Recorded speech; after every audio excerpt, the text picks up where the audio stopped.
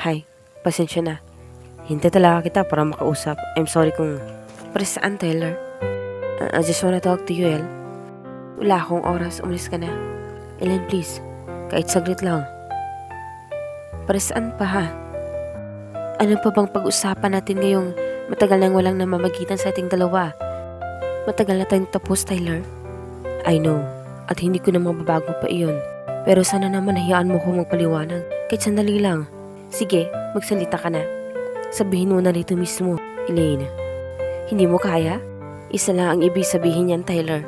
Wala kang dapat ipaliwanag. Kaya please lang, tama na.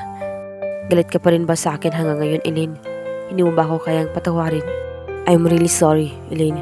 If I caused you a lot of pain. But I'm happy seeing you again. Don't worry. Aalis ako ngayon. But I'll be back tomorrow and win you back.